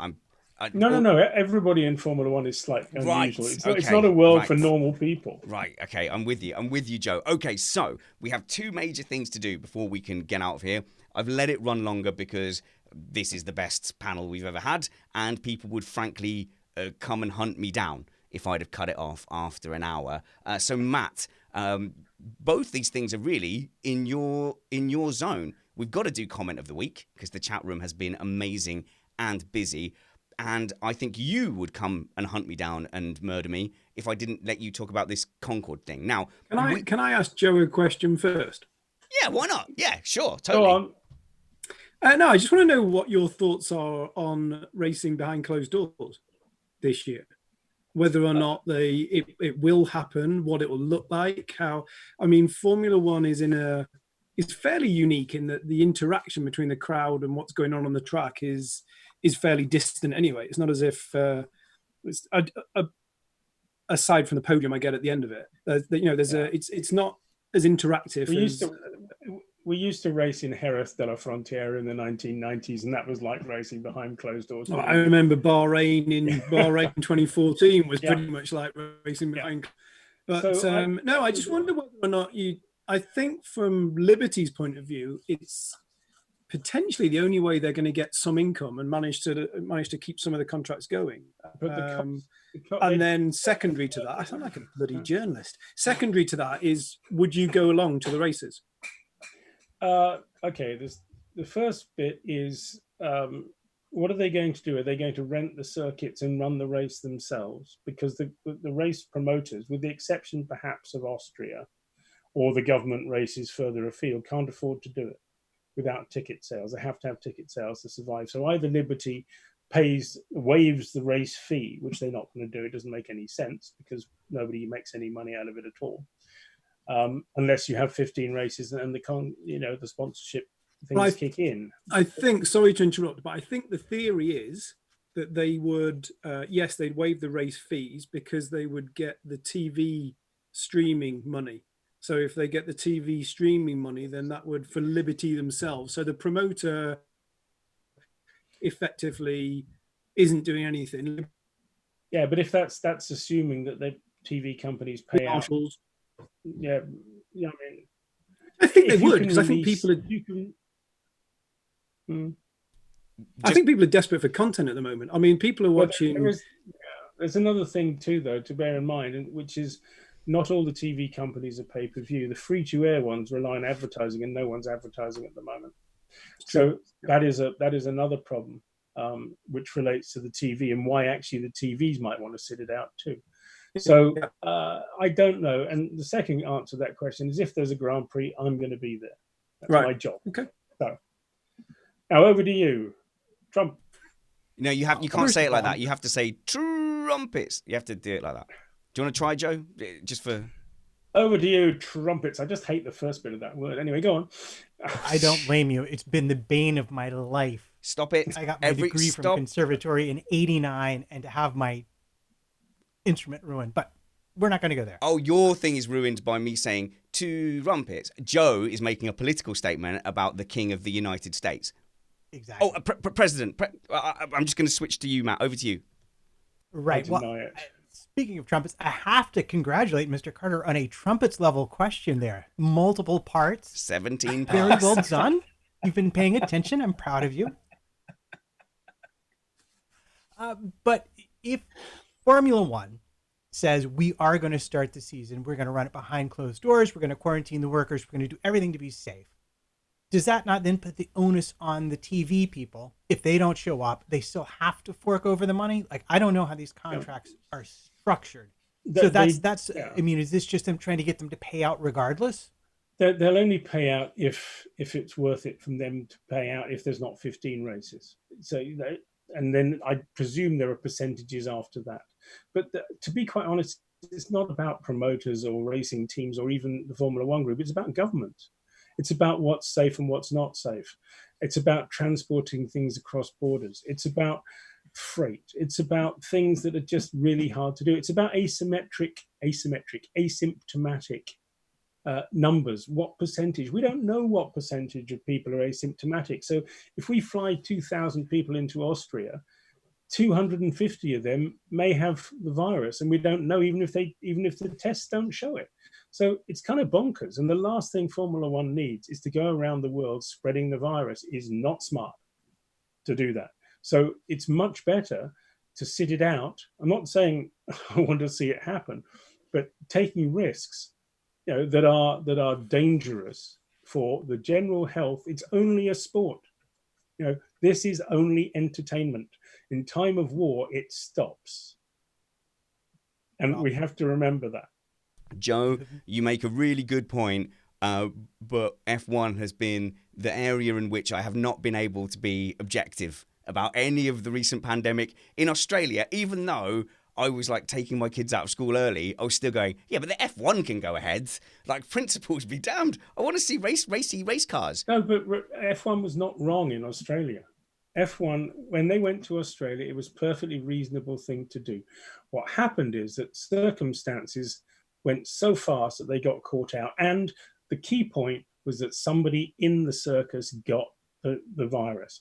After that, it was just a matter of how the hell do we get out of here? And the problem there was the government wanted to keep it going on because they'd invested all that money. So, but that's why some of the drivers went home in the middle of the night, because they've been told it's off, and then the government's saying it's on. That's why.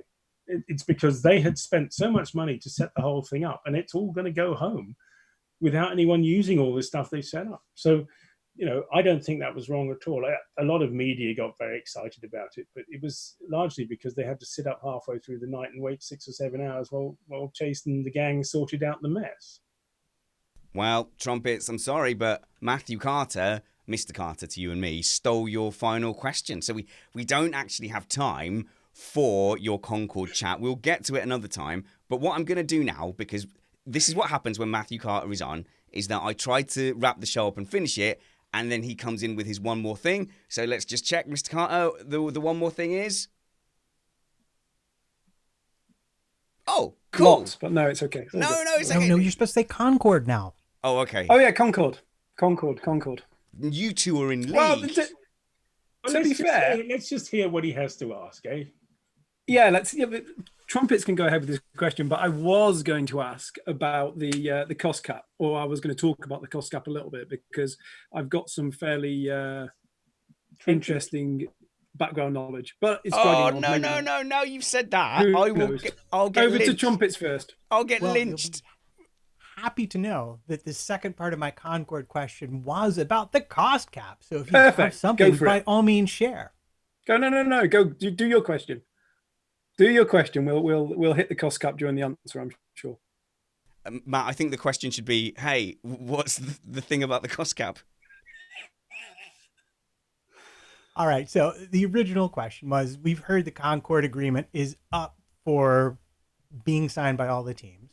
Obviously, the global situation has thrown a bit of a monkey wrench into a lot of issues. Is it going to happen that the teams and the FIA and FOM all sign the same agreement, which we haven't had since 2013 with the bilateral agreements? And where are things? Is anyone even really that concerned about it? If it doesn't happen, could we just have bilaterals again? And then as part of that, they've been talking about the cost cap. We've seen people talking about two-tier cost caps. Is that just, to borrow a politician's phrase, malarkey? Or is there some real important stuff and important points being made here? 8-tier question. I tell you what we'll do. I'll answer the first bit, and I'll leave Matthew for the second bit. Okay. The first bit is they've been working towards a new Concord Agreement for a very long time. I think the bilaterals are past their best, but the truth of the bilaterals is that they're just the Concord Agreement with a few numbers different. The Concord Agreement is just the Concord Agreement, and the new one will be much like the old one. You don't change something that's worked for 40 years. So you're just changing certain little bits and pieces. So I think ultimately we will have a Concord Agreement. I think there will be a Ferrari extra payment, but it'll be half as much as it used to be. I don't think there'll be the side deals in the way that there were before. There may be one or two, but it won't be like it was before. It will be a better share. Now, I did hear something which was quite interesting about a sort of cost cap budget argument about how aerodynamics, the big teams would do less aero than the small teams, which I thought was a very, very interesting idea, very baseball, actually, where the Yankees sort of pay for everybody else. And I quite like that, but I don't know where that's going. But I think it's got to be signed by December 31, and I'm pretty sure it will be. There we are. Matthew. In terms of the cost cap, I was privileged enough to sit on the strategy group for a whole season and to listen to the bunch of individuals sitting around the table well and done. the way that they approached that specific meeting. And I don't for the life of me think anything's changed. You basically had Bernie with his 6 votes, and then at the time, I think it's still the same, and then the six top teams with their votes, and the FIA was sitting there, and a bunch of lawyers, and everyone waffling on, and everyone defending their own corner. Based on that and the way that people reacted, the way that people acted, I find it really, really difficult to see how they're going to manage to bring this cost cap in. And I appreciate the pandemic has changed the world's view on things. I think Ferrari have got a very, very good point about the fact that they are developing elements that they're giving to small smaller teams, which means that they should be allowed to have an extra payment. I listened to a podcast the other day where was it Gary Anderson was talking, and he was saying that he painted a picture which, in my opinion, was completely wrong, where he said that if they spent 10 million developing it, and then each individual, he was talking about gearboxes, cost $100,000, then they had 11 million invested. If they sold 10 to Haas, then they had to pick the price, etc., etc. But they're never going to be able to charge all of the R&D back to a customer team. And they do build some parts that they sell on to more than one team, etc., etc. So it becomes difficult. And this was always the argument with the top teams and the big teams and their expenses, etc., etc. There's also, in Italy, I believe it's a law that if they lay off a certain number of their staff, they're technically considered to be an insolvent company. And so that's it's going to. That is true, but you can always, Ferrari can have a sports car program. It's not that hard. So you don't have to lay people off. So anyway, back to you, Matt. It's true, but it's then. So then what's the cost cap all about? And, even back in my days of 14 and 15, when you had Red Bull and Red Bull Technologies and Williams Advanced Technologies, and you had all these areas where they were trying to hide, quite legitimately to an extent, they were hiding what they were spending. There's also, the cost cap that did get agreed, I know this has been talked about a lot, the driver's salary wasn't included, and the top 3 executives weren't included, and the hospitality wasn't included, et cetera, et cetera, et cetera. So, at 175 million plus, then you're way out the realms of it being a viable or an imposable cost cap anyway. So, I think they need to do something. They've talked about it for years. My honest opinion, knowing the people who are sat around the table, is that it's going to be virtually impossible for them to come to an agreement that everyone's happy with. Cutting through all that rubbish, as Joe rightly said, I think Ferrari are going to come out of it with an extra payment, maybe not as much. There will be extra payments for Williams, get an extra payment for, I can't remember what it's called, historical payment. They did have a historical payment, but that was more to do with Frank and exactly Bernie than it is to do with Claire and Bernie. So, yeah. And some of the other ones are just they're just buying the vote really along the way. Bernie needed different things, so we'll give you this if you do that. I think that in terms of how it will all work out in the end. First of all, I think there are some more sensible people around the table now than there were at that time. 1 or 2. I don't think it's too different. I've been replaced by Cyril, so that's definitely a downturn. Bernie's been replaced by Chase, so But aside from that, it's all the same people, really. Well, no, you've got Manish has been replaced by Fred. Yes, which is. Whatever. Ron's not there anymore, which is a big change. That's true. Yeah. Although Eric used to come to a lot of the meetings. But Eric came to the meetings, but he didn't have the final say, did he? That's true. And you've got Zach now, who is, he's been particularly banging on about everyone struggling, which isn't, I think, necessarily a helpful thing. But I think that there is a sense, and I think the initial cost cap, I get what you're saying about it's ridiculously high number. But the fact is, once you've got it in place, once you have something in place, you can start bringing it down. And that's, I think, what the plan was, which is get something in place and then you start squeezing it down. And what's happened is the coronavirus has made it happen much faster. And I think that what we will see is we will see people who, Mercedes have got enough people that they can move people off into doing their Formula E program or whatever. There are ways of dealing with it where you can get around the laws. Of course, if you're looking for an argument to say we can't do this because, it's easy. You can easily find ways why you can't lose people, but the fact is you can, and you don't have to lay them off. So you can develop new businesses. Of course. But Zach Brown's comment, I was quite opposed to those as well, because I think if McLaren were at the front of the grid, then he wouldn't be saying the things that he's saying. for him to be all holistic and saying that this is where we should be going and we should bring these top 3 teams back down to where we are. I mean, they wouldn't have been saying that 10, 15 years ago. It was, and I appreciate it wasn't Zach there at the time, but if McLaren were where Mercedes are, Zach would be singing the same tune that Toto and the same tune that, of course. But having said that, I think that Toto, the one who hasn't been as reasonable, I think Christian and the Red Bull gang have been less reasonable perhaps than Ferrari and Mercedes, because I think that they are willing to, because they come from big companies and they have money behind them, they're willing to look at the sport as something they need, and where they can find sensible compromises without affecting their own level of competitiveness, and actually making themselves more cost efficient. Anyway, there we are. So, actually, another quick question for you, Joe. While you're there, so I only really picked up on this quite recently that Liberty bought a big stake in Formula E. Mm-hmm. I think they're one of the biggest shareholders. Different Liberty. Well, no, but it's part of the same company. No. It is actually, it's quite interesting because they are very, very in competition. In fact, when the Indianapolis Motor Speedway and IndyCar was up for sale and Roger Penske bought it, he bought it because the 2 people bidding was Liberty and Liberty. And neither one of them, Tony George thought neither one of them is a good idea. I'll go ask Penske if he's willing to do it. So that kind of answers my question, because my thought process was that at some point, who knows where and when, Formula E and Formula One are going to merge. They might if Formula E survives that long, but I think the electric car revolution, well, Spanners knows my views on that. But, it's just a fad, isn't it, Joe? It's just a fad. Well, you know something?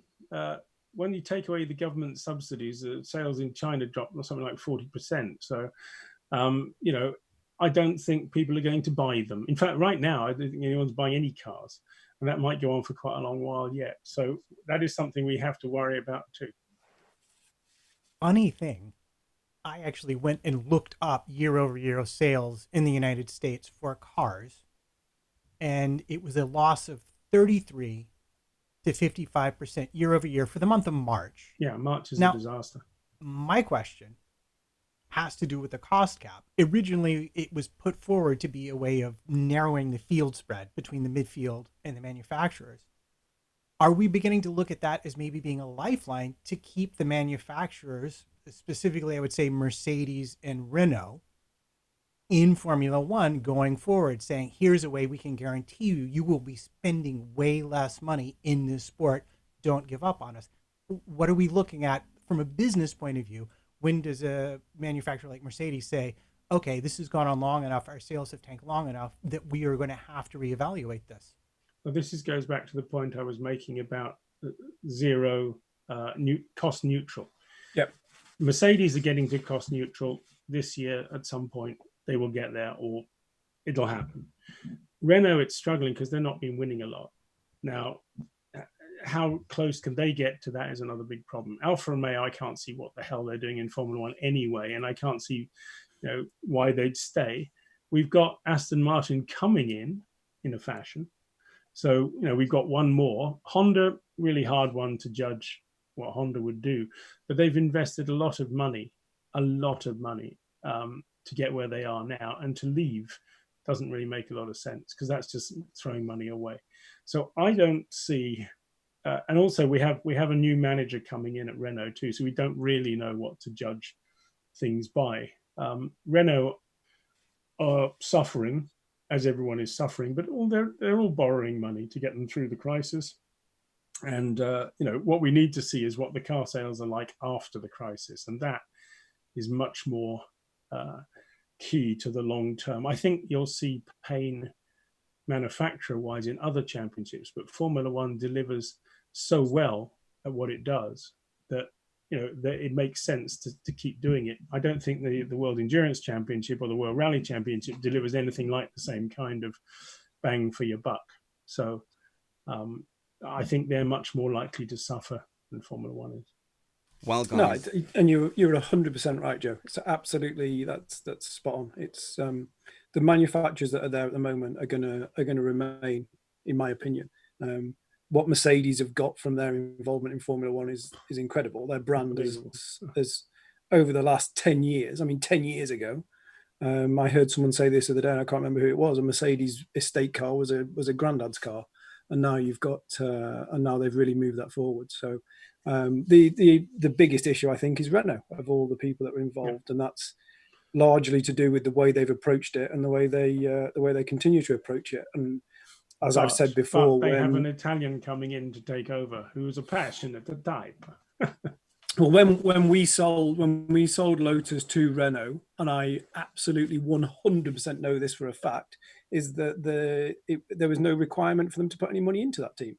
It was at that time, it was as lean and as I was going to say lean and mean, but it was as lean as it could possibly be, and it was operating at a way that the sponsorship and the money from FOM was enough to sustain it. Now they made a decision to invest an awful lot of money in a lot of vanity projects at Enstone, and they put some money into their engine development. But no, and they didn't need to do that, and there was no need for them to do that. So there's also a backloaded prize money deal there too, isn't there? That goes way beyond the actual Concorde agreement. Bernie was very clever. He gave a sort of 5-year deal to Renault, putting the money after the Concorde agreement ended to keep them in and to basically divide them off from the other manufacturers. So I don't know where the negotiations on that are, whether they've negotiated away, but it was like 170 million extra money they're going to get after the Concorde agreement ends. Yeah. So there's a good reason to stay. Exactly. So based on all those facts, I honestly think all the manufacturers will stay where they are. It's Alfa Romeo, I just don't see that. But anyway. But Alfa Romeo is only a sponsor. They don't own the team. Yeah, I know, but they're pretending, aren't they? Sort of. The same as what Aston Martin will be doing. I mean, well, yes, that's true too. Yeah. Anyway. Right, how's it going, guys? Everyone? Yeah. Everyone's still it's time to go. It's time to go because I need to go to sleep. So. I am going to go because we are. Oh my God, 1 hour and 49 minutes. This is all Matthew Carter's fault. Thank you so much for doing this. I've faded him down temporarily to definitely stop us from going into a third hour. The voice you hear in the background is Joe, who thinks that I have dropped out when it's in fact Joe that's dropped out. It's okay. It's fine. No, I have dropped out. I'm aware of it. Yeah. Well, you can't have done because I can hear you. So you are definitely undropped out, Joe. It's okay. Technology is hard. I'll explain it all later from beginning to end. First, there was the dinosaurs, but they were too slow, and an asteroid came and wiped them out. Matt, this is stupid. It's the worst show we've ever done. However, we do have to contractually play our little game at the end of the show called... Comment of the Week. We got there. The chat room are lynching me for stopping this show. However... we're going to finish before the 2-hour mark. So, Matt, who are the 85 nominations for Comment of the Week? Well, actually, there's only 3, but they each had 5 comments each, so it's probably not as good as you think it is. First of all, I have to call out Mark Greenhow and iHammer. Thank you for dropping a little money in the tip jar. Always appreciated. I like money. It buys food and services. And then I have to call out Michael Diestelhoff. For saying, I have to compliment you, Spanners. This is one of the best podcasts yet. Saward and Carter really work together, but nonetheless, the moderation is top-notch. It's all scripted. I wrote out in crushing detail everything they were to say and when they were to say it. And then going on to admit that he probably wouldn't win because it wasn't complimenting my dashing good looks. Those baby blues get me every time, Matt. All right, so back to the top. European would like to inquire about Matthew Carter's background. Is that a gear that didn't make it to Maldonado's car in time? Ooh, a little gear wheel in your background, Mr. Carter. Yeah? It's a clock. There we go. That has writing on it. But it is actually a piece of the 2014 gearbox. We gave them out as gifts. Joe might have one. We may have given Joe one. Sorry, I forgot to put the live stream on, but you can see it there in the corner. I didn't get a clock, but I got one of these. So So it was another one of my cost. It was actually another one of my cost-saving areas. But instead of buying external things, we were reusing bits of old gearboxes and gearing and stuff, and sticking them on a little plinth and putting them. So that sits in my office here behind me. Matt, comment of the week. Comment of the week. God damn it. I'm doing the best I can. Mike Stoner says Stroll will buy Missed Apex podcast next week. Lance will replace Spanners. I will be the number 2 host and be told that Stroll is light entertainery than you. Ray Thompson comments that personally, I always thought Toto's evil scheme was to get Claire appointed as head of Williams, have her destroy the team, then swoop in to buy Williams. Guess I was wrong. No, Mr. Carter is buying Williams. He just hasn't told us yet. And it's going to be Ray Thompson with one more. MAP plus alcohol sponsorship equals genius. That can't win. I ran out of rum about 3 hours ago. Who's the winner? I think the winner has to be our friend Mike Stoner. Stroll will buy MAP. Next week, Lance will replace Spanners. Comment of the week. Well done, Mike. You are the winner of Comment of the Week. Feel free to add that to your Twitter bio. I'm so sleepy now. This is crazy. But please follow the whole crew at Matt Trumpets, at Joe Saward as well on Twitter, the show at Missed Apex F1. Hire me to do your video conferences and teach you to do podcasting, or even do your podcast for you, richardreddy.com. And you can't follow Matthew Carter on the internet. You'll have to go to Canada and just look for the biggest, grandest mansion. That's him. That's him. Even though he only stays in one wing, he still owns 400 acres. I actually don't know if that's a big amount or a small amount. I'm very bad at geography. But do please join us next Sunday. We've had a huge increase in following, in patrons, and our downloads are still strong. And I'm taking that as a mandate to keep covering a sport that hasn't had a race for 6 months. So we will be here every single Sunday. Do come and join us. Until then, please be brave, because wounds heal. Chicks dig scars, and glory lasts forever. This was Missed Apex. Oh, Matt, I didn't plug the other thing. Remain Indoors podcast. Remain Indoors podcast. Oh, what's the point? No one listened to 2 hours. I mean, it was good content, but no one sat here for 2 hours, Matt. And he's like, oh, I wonder what he's going to plug at the end of 2 hours. I can say whatever I want now, because literally no one listens to a 2-hour podcast. I can be racist. I can give you my political views. I can. What else are they going to do? I think you're underestimating how bored people are. Oh, no, that's that. Well, I mean, in a way. Going for 2 hours. Yes, it went for 2 hours. Don't sit there all innocent of like, oh, how did that go on for 2 hours? You Stirring the pot over there. saw me trying to end the show. You saw. You ask longer questions than I do. What is that? You're like stealing my brand here. You asked an 18-point question at one point. It was great fun.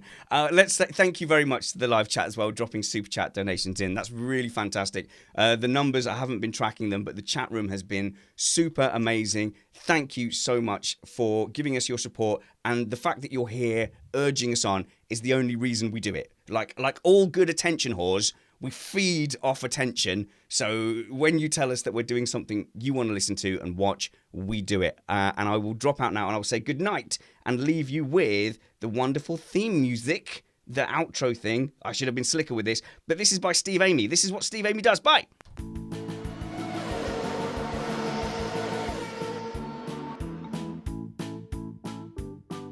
Goodbye, guys. Thanks for joining us on the live stream. Hope you enjoyed the show. We'll be back here soon, broadcasting from our shed. Let the shuffling commence.